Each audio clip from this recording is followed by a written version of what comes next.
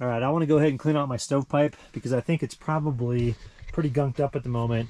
I haven't cleaned it for, let's see, 6 days, and so with all the wood that we've been running with this, even though it's this really great hardwood over here, it still is going to have build up inside the wood stove here. I can sense it when I move the damper around. I can hear it's pretty crusty in there. So I already ran some creosote remover, which is this stuff right here.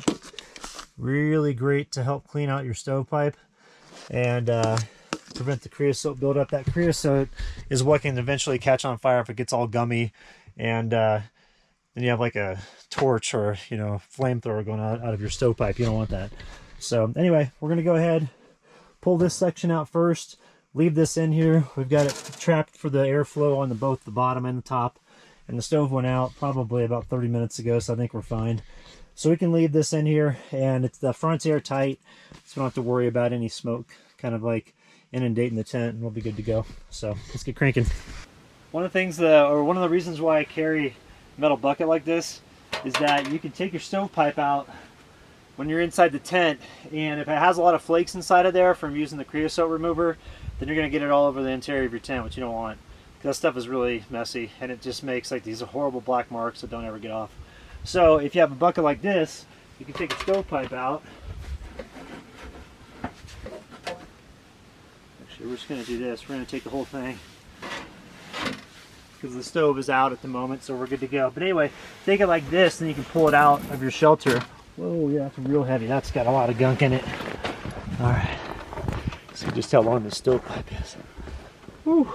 All right, this thing's really dirty.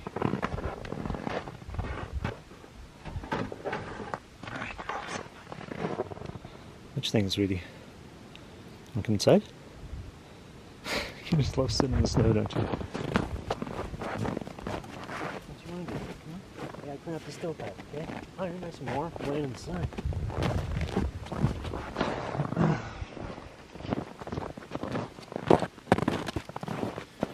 A couple reasons why I carry a machete.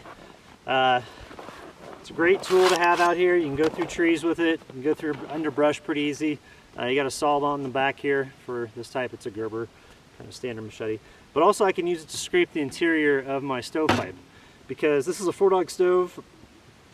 The last two sections are from Kaneko. I took that from the Trekker, because the stove tapers down from 5 inches to 4 inches at the end, and then the Trekker stove goes from 4 inches to like 3, I think, at the end of their 5 sections. So I just took the 2 sections from the Trekker that do the 4-inch to put in the top of the 4-inch there here, and yeah, I'm kind of talking in circles. Anyway, let's get this thing going. Let's see here. That's not too bad. But so you can take the machete like this, just put it through here, and then you start getting all that stuff out. And you want to kind of have, a place to catch it, even if you don't have like a, an iron bucket like this or a metal bucket like this. Just go somewhere far away from your camp so you don't track it inside your tent.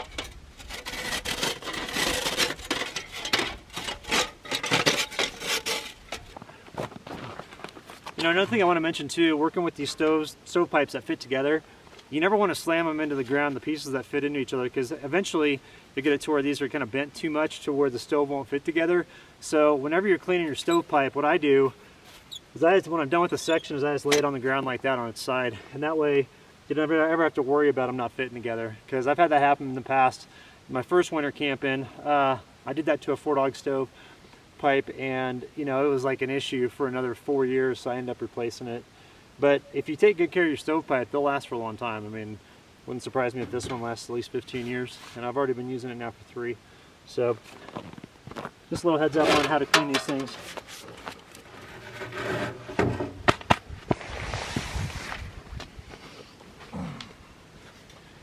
Alright, so I just used a metal plate to put over this real fast, because it was starting to pick up a little bit of steam as far as getting the fire going. So I guess the embers in there are still a little bit, not 100% spent. But clean up the damper here, the piece with the damper in it, the bottom part of the stove section, and then we're just going to bring the rest of this in and be in good shape.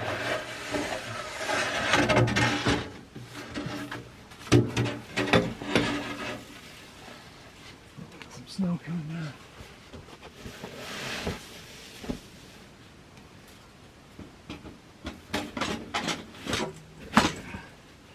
Got a little bit of gunk here, but I'm going to sweep that out, which is fine.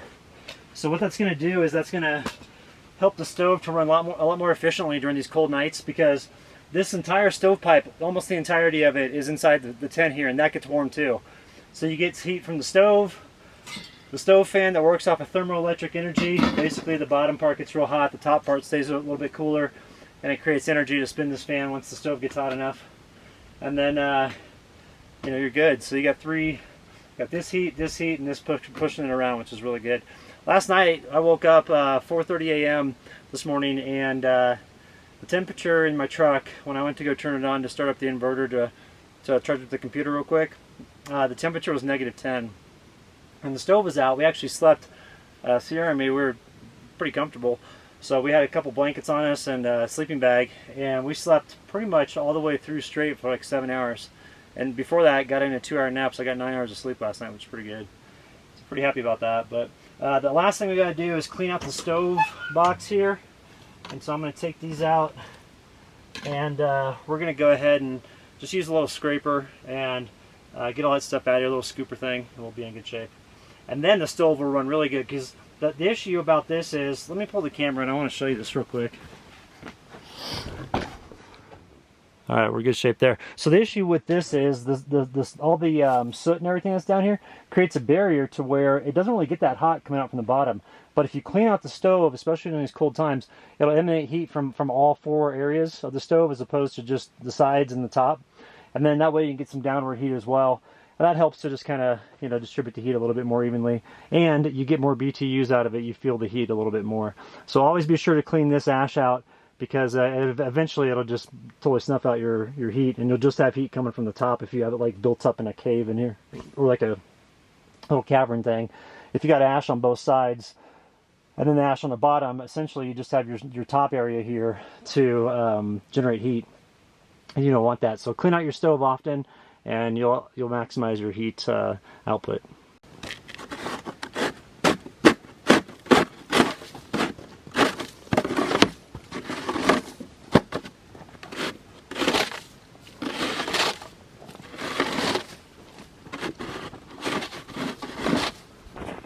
The walls are looking pretty good. It's about as tall as the snow shovel here, and I want to get them a little bit taller. Reason being is we're mainly getting a northerly wind that's slamming into our tent at night. And what's nice is with this wall it has right now, there's hardly any noise, but I know that I could reduce it even more if I make the wall a little bit taller. The guys left to go check out the plow that's coming up to dig us out, because we're currently snowed in, and so it's just nice being here. There's absolutely no sound at all. I mean, it's just the wind, and that's it. There's barely any of it. So it's an amazing day. It's about 28 degrees, but like I said, with hardly any wind and full sun up here, we're almost at 10,000 feet. It's actually a really nice day. So we're gonna knock out this other side and then figure out something else to do.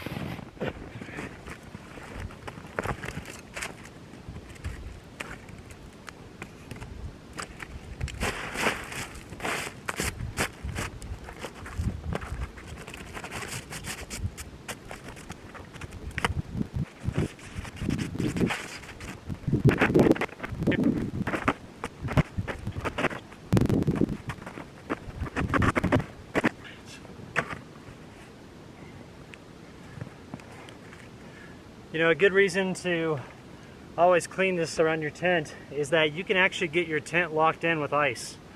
Meaning that your straps that you stake into the ground, the little rings there, and even part of the bottom of your tent can actually freeze solid to the ground. You know, if you have like a tent without a wood stove that just doesn't have a heat source, then definitely put snow up against it, because you won't deal with that issue. It'll actually provide heat for you. But if you have a tent with a wood stove, especially with a canvas wall, because canvas is breathable, the heat will come out from there, and it literally will melt about 1.5 to 2 inches away from there, causing water to form, which will go underneath your tent and cause ice. And then that can cause condensation coming up from the bottom, which really sucks. So you don't want to do, if you're hot tent camping, just make sure to clear your snow. It'll benefit you in the long run, especially when you want to move your tent. Now, if you're planning on staying there all winter, then do what you want. But if you want to be mobile, you definitely want to maintain your camp like that. So just heads up.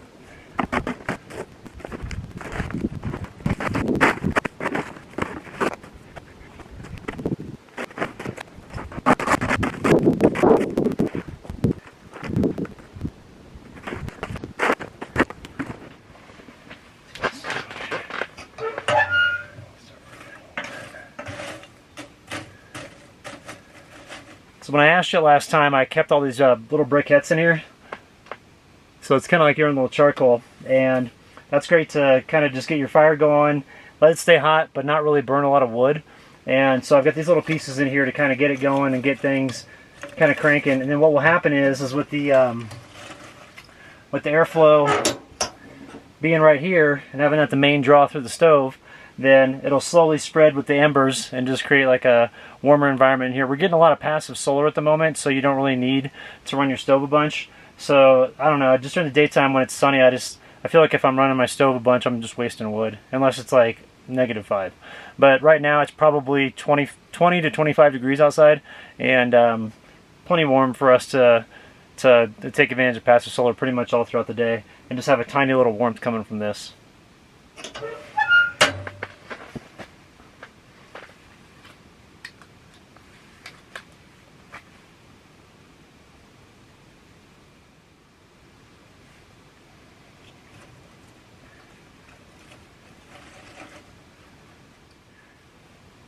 Look at this, I've used this so much, it's just about toast.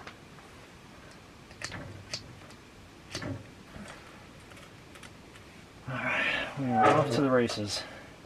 So this is the old Light My Fire starter, and the ferro rod that's normally on here is about this long and a lot thicker than that, so I've used it down to where it's literally nothing now, but works great. I guess that didn't work.